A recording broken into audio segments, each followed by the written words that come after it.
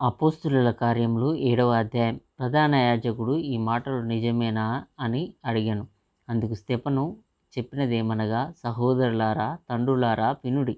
మన పితరుడైన అబ్రహాము హారానులో కాపురముండక మునుపు మెసొపొతామియాలో ఉన్నప్పుడు మహిమగల దేవుడు, నీవు నీ దేశమును నీ స్వజనమును విడిచి బయలుదేరి నేను నీకు చూపించబోవు దేశమునకు రమ్మని అతనితో చెప్పాను. అప్పుడతడు కల్దీయుల దేశమును విడిచిపోయి హారానులో కాపురమున్నను. అతని తండ్రి చనిపోయిన తరువాత అక్కడ నుండి మీరిప్పుడు కాపురమున్న ఈ దేశమందు నివసించుటకై దేవుడు అతన్ని తీసుకొని వచ్చెను. ఆయన ఇందులో అతనికి పాదం పట్టునంత భూమినైనను స్వాస్థ్యముగా అయ్యక అతనికి కుమారుడు లేనప్పుడు అతనికిని అతని తరువాత అతని సంతానమునకును దీనిని స్వాధీనపడుతునని అతనికి వాగ్దానం చేసెను. అయితే దేవుడు అతని సంతానము అన్య దేశమందు ప్రవాసులగుదురనియు ఆ దేశస్థులు 400 సంవత్సరముల మట్టుకు వారిని దాస్యమునకు లోబర్చుకుని బాధపెట్టుదురనియు చెప్పెను.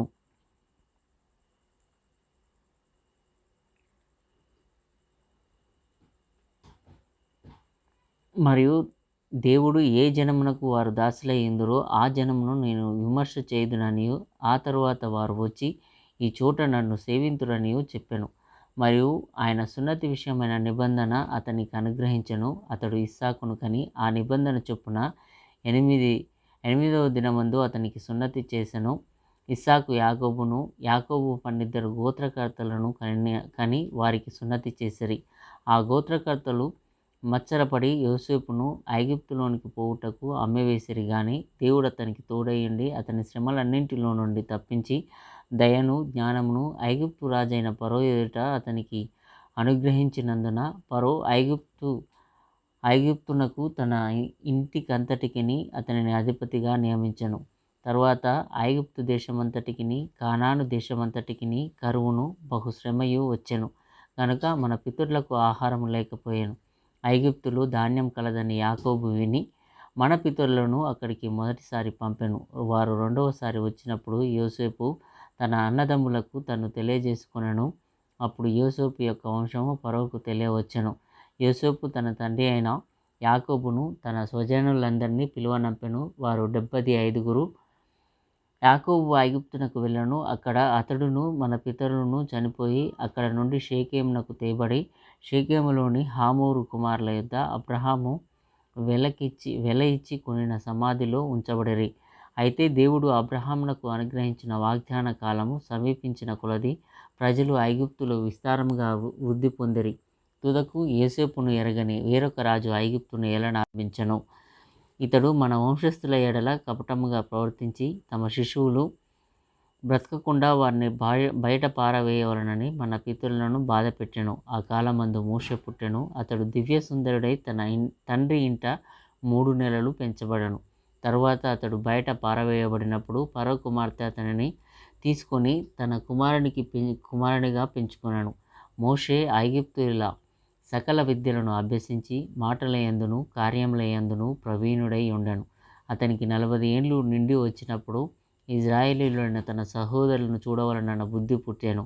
అప్పుడు వారిలో ఒకడు అన్యాయం అనుభవించుట అతడు చూచి వారిని రక్షించి బాధపడిన వారిని పక్షముగా ఐగుప్తుని చంపి ప్రతీకారం చేసెను. తన ద్వారా తన సహోదరులకు దేవుడు రక్షణ దయచేయుచున్న సంగతి వారు గ్రహింతురని అతడు తలంచెను గాని వారు గ్రహింపరైరి. మరునాడు ఇద్దరు పోట్లాడుచుండగా అతడు వారిని చూచి, అయ్యలారా, మీరు సహోదరులు, మీరెందుకు ఒకరినొకడు అన్యాయం చేసుకొనుచున్నారని చెప్పి వారిని సమాధానపరచజూచెను. ఆయనను తన పొరుగువానికి అన్యాయం చేసినవాడు మా మీద అధికారినిగాను తీర్పరినిగాను నిన్ను నియమించిన వాడెవడు?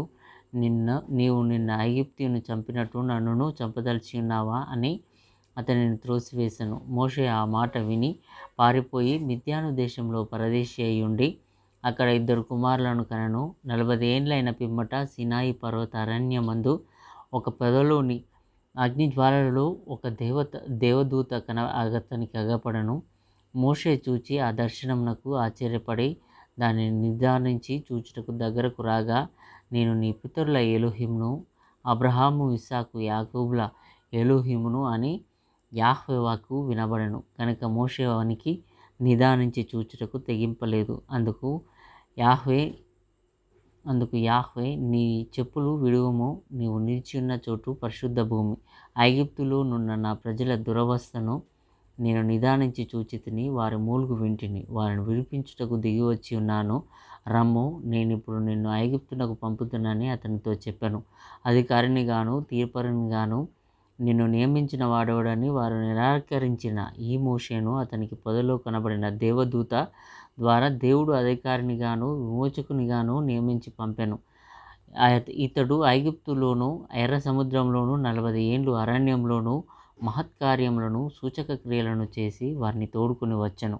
నా వంటి ఒక ప్రవక్తను దేవుడు మీ సహోదరులలో మీకు పుట్టించును అని ఇజ్రాయేలులతో చెప్పిన మోషే ఇతడే.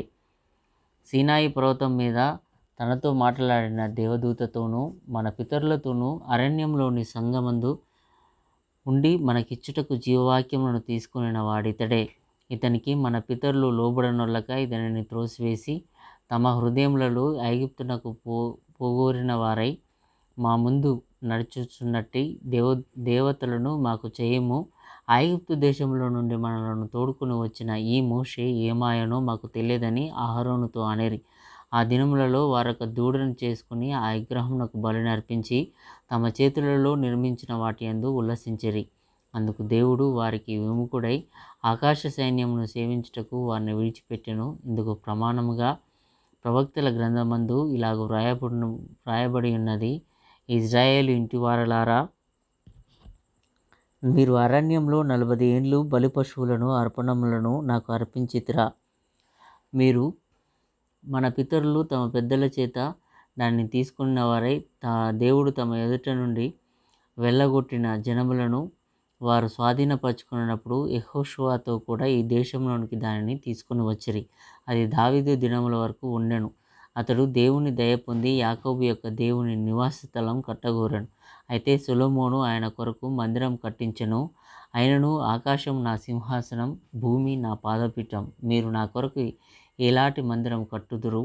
నా విశ్రాంతి స్థలమేది? ఇవన్నీ నా హస్తకృతములు కావా అని ప్రభువు చెప్పుచున్నాడు అని ప్రవక్త పలికిన ప్రకారం సర్వోన్నతుడు హస్తకృతాలయములలో నివసింపడు. ముష్కరులారా, హృదయములను చెవులను దేవుని వాక్యమునకు లోపరచనొల్లని వారలారా, మీ పితరుల వల్లే మీరును ఎల్లప్పుడూ పరిశుద్ధాత్మను ఎదిరించుచున్నారు. మీ పితరులు ప్రవక్తలలో ఎవరిని హింసింపకయుండిరి. ఆ నీతిమంతుని రాకను గూర్చి ముందు తెలిపిన వారిని చంపిరి. ఆయనను మీరు ఇప్పుడు అప్పగించి హత్య చేసిన వారైతిరి. దేవదూతల ద్వారా నియమింపబడిన ధర్మశాస్త్రమును మీరు పొందితిరి గాని దానిని గైకొనలేదని చెప్పెను. వారి మాటలు విని కోపంతో మండిపడి అతనిని చూచి పండ్లు కొరికిరి. అయితే అతడు పరిశుద్ధాత్మతో నిండుకొనిన వాడై ఆకాశం వైపు తేరి చూచి దేవుని మహిమను, యేసు దేవుని కుడిపార్శ్వమందు నిలిచి ఉండుటను చూచి ఆకాశం తెరవబడుటయు మనుష్య కుమారుడు దేవుని కుడిపార్శ్వమందు నిలిచి ఉండుటయు చూచుచున్నానని చెప్పెను. అప్పుడు వారు పెద్ద కేకలు వేసి చెవులు మూసుకొని ఏకముగా అతని మీద పడి పట్టణపు వెలుపలికి అతనిని వెళ్ళగొట్టి రాళ్ళు రువ్వి చంపిరి. సాక్షులు సౌలు అనే ఒక యవనుని పాదముల యొద్ద తమ వస్త్రములు పెట్టిరి. ప్రభువును గూర్చి మొరపెట్టుచు, యేసు ప్రభువా, నా ఆత్మను చేర్చుకొనుమని స్తెఫను పలుకుచుండగా వారు అతనిని రాళ్లతో కొట్టిరి. అతడు మోకాళ్ళుని, ప్రభువా, వారి మీద ఈ పాపం మోపకుమని గొప్ప శబ్దంతో పలికెను. ఈ మాట పలికి నిద్రించెను. సౌలు అతని చావునకు సమ్మతించెను.